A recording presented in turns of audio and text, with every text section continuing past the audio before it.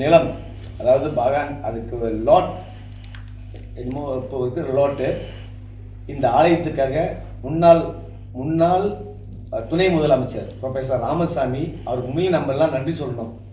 இந்த நிலத்தை இங்கே தான் கொடுக்கணும்னு சொல்லி அவர் தான் கோயிலுக்கு இந்த பட்டா எழுதி கொடுத்தது. இந்த நிலத்தை கோயில் கட்டுங்கன்னு சொல்லி, கோயில் வந்து பொது கோயில், அதில் எந்த சந்தேகமும் கிடையாது.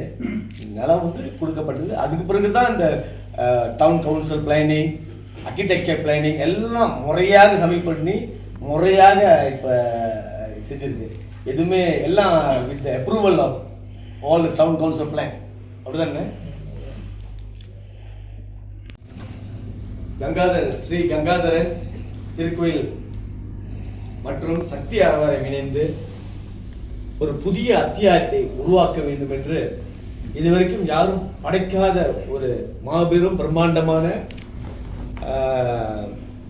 திருக்கோயில் மாதிரி சொல்லுவாங்க, மினியேச்சர், அதை திறப்பு விழா காண்பதற்கு மக்களிடம் எடுத்து சொல்வதற்காக மாபெரும் நிகழ்ச்சியை நாங்கள் இன்றைக்கு ஆலய சார்பில் நடத்தினோம். இந்த நிகழ்வுக்கு கிடாலிருந்து ஜோஹர் மட்டுமல்ல, சிங்கப்பூர், இந்தியா, சைனா மற்றும் பல நாட்களிலிருந்து நம்ம நிகழ்ச்சி இன்றைக்கு கலந்து கொண்டார்கள். பார்த்தீங்கன்னா நிறைய பேர் இன்னைக்கு வந்தவங்களாம் என்ன சொன்னாங்களாக்கா, ஒரு சின்ன ஒரு கிளிச் சொல்லுவாங்களே இல்லாமல் நிகழ்ச்சி மிக பிரம்மாண்டமாக நடந்தேறியது. இதுக்கு காரணம் என்னென்னா நாங்கள் இல்லை, எல்லாம் வல்ல அந்த சிவபெருமான், அவனின்றி ஒரு அணுவும் அசையாதுன்னு சொல்லுவாங்க. இதுதான் உண்மை. இன்னைக்கு அது வந்து நிஜமாக இன்னைக்கு எல்லாரும் பார்த்தாங்க. ஒரு ரொம்ப மகிழ்ச்சியாக நடந்து ஒரு ஊர்லேருந்து பல கலைஞர்கள், குறிப்பாக டாக்டர் மணிபாரதி, கலைமாமணி டாக்டர் மணிபாரதி, முத்துசிப்பி அவர்கள் மற்றும் பல கலைஞர்கள் வந்து லைவ் பேண்ட் வாசித்து எல்லாம் பக்தி மயமாக இன்னைக்கு பார்க்க முழுக்க பக்தி மயமான ஒரு நிகழ்வு நடந்தது. இதுவரைக்கும் டாக்டர் மணிபாரதி சொன்ன மாதிரி, திரு வீரமணி சொன்ன மாதிரி நிறைய உலகெங்கும் சுற்றி வந்திருக்காங்க. இந்த மாதிரி நிகழ்வு எங்கேயும் அவங்க பார்த்ததில்லை. சவுத் ஆப்பிரிக்காவில் ஒரு 5 வருஷம் இருந்திருக்காரு சொன்னார், அவர் மேடையிலே சொன்னார், பார்த்துருக்கீங்க. இதெல்லாம் நான் எப்பயுமே சொல்லுவேன், நல்ல எண்ணம், நல்ல சிந்தனை. இன்னைக்கு வந்து வந்த பக்தர்கள், வந்த சிவன் அடியார்கள், இன்னைக்கு வந்ததெல்லாம் சிவன் அடியார்கள் தான் சொல்கிறோம். வந்து அவங்களுடைய வாழ்த்து தான் இந்த நிகழ்வு மிக பிரமாண்டமாக நடந்தேறியது. இது போன்ற நிகழ்வு நிச்சயமாக நாம் இது ஏன் நடத்தணும்னா, இந்த பிரம்மாண்டத்தை, இந்த சிவன் ஆலயம் வந்து இது மாதிரி இல்லை, மலேசியாவிலே இல்லை. மலேசியாவிலே மிகப்பெரிய சிவன் ஆலயம் எழுப்புவதற்கு அந்த கங்காதரன் முடிவெடுத்துட்டார், நாங்கள் இல்லை. இந்த முடிவு எடுத்தது சிவபெருமான் அவர். அதனால தான் நிறைய என்னுடைய பில்டிங் கமிட்டி, அதுக்கு தூணாக இருக்கிறது என்னுடைய பில்டிங் கமிட்டி மெம்பர்ஸ்.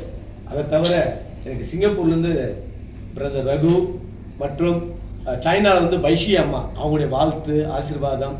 அப்புறம் தமிழ்நாட்டிலேருந்து பார்த்தீங்களா சுபாஷ், எங்கே இருக்காரா, சுபாஷ் அவர்கள் வந்து நம்மளுக்கு நிறைய ஆதரவு கொடுத்து இந்த கங்காதர சிவபெருமானை கோயிலை கட்டுவதற்கு பல பேர் நிறைய ஆதரவு கொடுத்துருக்காங்க. நிறையா இன்னைக்கு பார்த்தீங்களாக்கா பக்தர்கள், இதுதான் ஒரு அதிசயம் என்னன்னாக்கா, பல லட்சம் கொடுக்குறாங்க.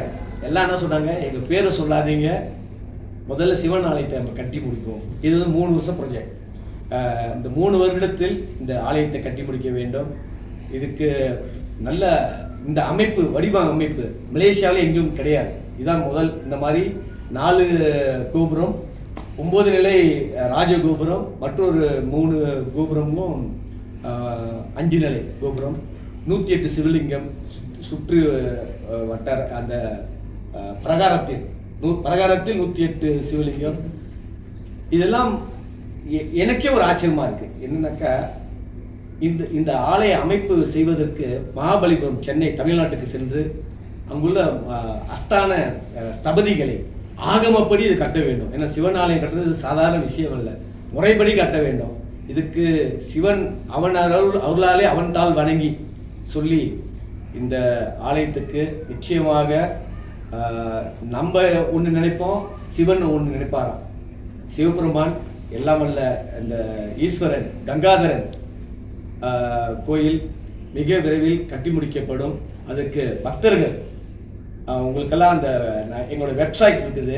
இந்த வெப்சைட் மூலியமாக நீங்கள் யாராவது இதுக்கு டொனேஷன் பொருள் உதவி செய்யறது இருந்தால் வெப்சைட் மேலே QR கோட் இருக்குது, அதை ஸ்கேன் பண்ணி நீங்கள் பணத்தை செலுத்தலாம். அது வந்து நம்முடைய ஆலயத்தோட வெப்சைட். அந்த வெப்சைட்டில் உங்களுக்கு எல்லா தகவலும் தெரிவிக்கப்பட்டிருக்கிறது. கங்காதர சிவபெருமான் அப்புறம் நான் உங்களுக்கு அதை கொடுக்குறேன் முழுமையாக. அதுக்கும் நீங்கள் சென்று இந்த ஆலய வளர்ச்சிக்கு நீங்கள் எல்லாம் குறிப்பாக பக்தர்கள் இந்த நாட்டில் மட்டுமல்ல வெளியூர்லேருந்தும் நிறையா பக்தர்கள் இருக்கிறாங்க, சிவபக்தர்கள் இருக்கிறாங்க, தொண்டர்கள் இருக்கிறாங்க. இந்த ஆலயம் அது இந்த காலகட்டத்தில் இது மாதிரி கோயில் கட்ட முடியுமான ஒரு கேள்விக்குறியாக இருக்கலாம் நாட்டு நானே. ஆனால் இது நம்ம கட்ட போகிறது இல்லையே, சிவன் அவன் அருளால் தான் இதெல்லாம் நடக்கும், இல்லைக்கா இது நடக்காது. ஒரு சித்தர் சொன்ன மாதிரி தான் இந்த சிவன் ஆலயத்தை கட்டுறதுக்கு நீங்கள் 21 ஜென்மம் புண்ணியம் பண்ணியிருக்கணுமா. ஒரு ஜென்மம் இல்லை, 21 ஜென்மம். அந்த சித்தர் சொன்ன, நான் சொல்லலை, சித்தர் வாக்குப்படி இந்த ஆலயம் கங்காதர சிவபெருமான் இன்னைக்கு நடந்த நிகழ்ச்சியிலேருந்து எங்களுக்கெல்லாம் என்ன தெரியுது, 3 வருடம் கூட பிடிக்காதுன்னு நினைக்கிறேன். அதோட சீக்கிரமாக கட்டி பிடிப்போன்னு ஒரு நம்பிக்கை எனக்கு இருக்குது. ஆகையால் இந்த நேரத்தில் நான் எல்லாருக்கும் கேட்டுக்கிறது என்னன்னாக்கா, அள்ளி வாரி கொடுங்கள். சிவனுக்கு செய்கிற இந்த சொல்லுவாங்க தர்மம், சிவன் ஆலயத்தை கட்டு கொடுக்குற பணம் வீண் போக. நீங்கள் 1 கொடுத்தா 1000 ஆகுமா, 1000 கொடுத்தா லட்சம் ஆகுமா, லட்சம் கொடுத்தா கோடி ஆகும். நம்புங்க, இது நான் கண்ட உண்மை. அதனால சிவனுக்கு நம்ம கொடுக்கறத அதை வந்து சிவன்கிட்ட நம்ம எதுவும் விபூதி வைக்கிறதா கூட காசை போட்டு தான் எடுக்கணும்னு சொல்லுவாங்க. சிவன் விபூதி தொடர கூட. அதனால் இந்த சிவாலயத்துக்கு நீங்களாம் கொடுத்து பாருங்க. நாங்கள்லாம் இன்னைக்கு தொண்டர்களாக இருக்கிற நாங்கள் அதோட மகிமையை பார்த்துட்டோம். ஏன்னா இந்த ஆலயம் பார்த்தீங்கன்னா நம்ம சொன்ன மாதிரி சரித்திரத்தில் என்ன சொல்றதுன்னா, இந்த ஆலயம் ஒரு சீனர் கனவுல வந்து இந்த ஆலயத்தை வந்து சீனர் கனவுல வந்து அவர் மூலியமாக தான் இந்த ஆலயம் கட்டப்பட்டது. 50 வருஷ காலமாச்சு, அவரும் மறந்துட்டாரு.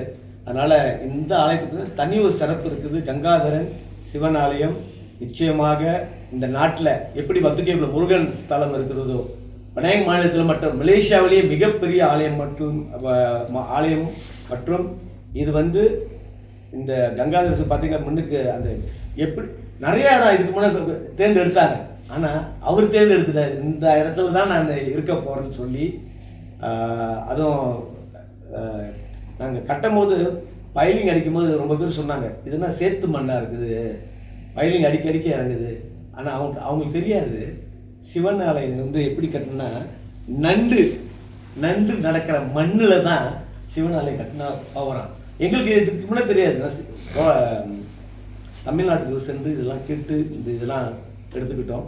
அதனால தான் போல இருக்கு சிவன் ஆலயம் சேத்து மண்ணில் கட்டினா அதுக்கு பவரே தனி, வேறு பவராக. நண்டு நடக்கிற மண்ணில் இதில் எழுதியிருக்கு. அந்த கோயில் கட்டுறதுக்கு என்னென்ன எப்படி எங்கெங்கே என்னென்ன கோயில் கட்டலாம், எந்த மாதிரி மண்ணில் கட்டலாம், சில்ப சாஸ்திரத்தில் இது வந்து இருக்குது. அதனால் இதெல்லாம் வந்து இப்போ தெரிஞ்சுக்கிட்டோம். நிச்சயமாக கங்காதர சிவபெருமான் கற்பகம்பிகை அந்த அம்பாள் எல்லாருக்கும் அருள் பாலிப்பார். நிச்சயமாக மிக விரைவில் இந்த ஆலயத்துக்கு கும்பாபிஷேகத்துக்கு நாங்கள் கும்பாபிஷேக தேதியை நிர்ணயிச்சிட்டோம். அந்த அளவுக்கு நான் அனௌன்ஸும் பண்ணலாம். எல்லாரும் தயாராக இருங்கள், அள்ளி வாரி கொடுங்கள். நிச்சயமாக எல்லாம் வல்ல இந்த கங்காதர சிவபெருமான் எல்லா அருள் பாலிப்பார். நன்றி, வணக்கம். அன்னதானம் என்பது ஒரு மாபெரும் தானத்தில் சிறந்ததுன்னு சொல்லுவாங்க. அதுவும் இந்த வட்டாரத்தில் இருக்க மக்கள் மட்டுமல்ல, சுற்றி பார்க்க வராங்க டூரிஸ்ட். 365 நாளும் யாருக்காவது இப்போ அம்மா இறப்பு திதி கொடுப்பாங்க, அவங்க அந்த திதியை அந்த நாள் எடுத்துக்கலாம். நான் 300 பேருக்கு தானம் செய்யப்போம். இன்னும் நிறைய பேர் கேட்டுக்கிட்டு இருக்காங்க. இப்போ மண்டபம் அதில் கட்டி யாருக்கு தேட தேவையில்லை. இப்போ நைனுக்கு வந்துட்டா கோயில் சாப்பாடு சாப்பிட்ணும், அன்னதானம் சாப்பிடணுமா, வாங்க சிவன் ஆலயத்துக்கு. அங்கே வந்து அந்த அன்னதானம் வழங்கப்படும். அதே மாதிரி இந்த ஆலயத்தில் வந்து என்ன ஒரு 300 சிறப்பு இருக்க போகுதுனாக்கா, கர்ம காரியம், அதாவது சிவன் ஆலயத்தில் செய்வாங்க. இப்போ இந்த இடத்துல வட்டாரத்தில் எங்கேயும் இல்லை, இப்போ தான் அமைச்சுக்கிட்டேன் 3 இடத்துல. ஆனால் நம்மளுடைய ஆலயத்தில் என்ன அது கங்கைக்கு சமமாக அந்த பிராய் ஆறு போடுறதுனால இந்த இடத்துல செஞ்சால் இன்னும் அதோட மகிமை கூட. ஏன்னா இது சிவன் தேர்ந்தெடுத்துற ஆற்று ஓரம் பாருங்க, எப்படி கங்கை அவர் தலையில் இருக்கிறதோ கங்காதரன் பேர் இருக்கு, அதே மாதிரி அவருக்கு தேர்ந்தெடுத்த இடமும் பார்த்தீங்களா ஒரு ஆற்று ஓரம், அழகான ஆறு. நீங்கள் அது படத்தில் பார்த்துருப்பீங்க.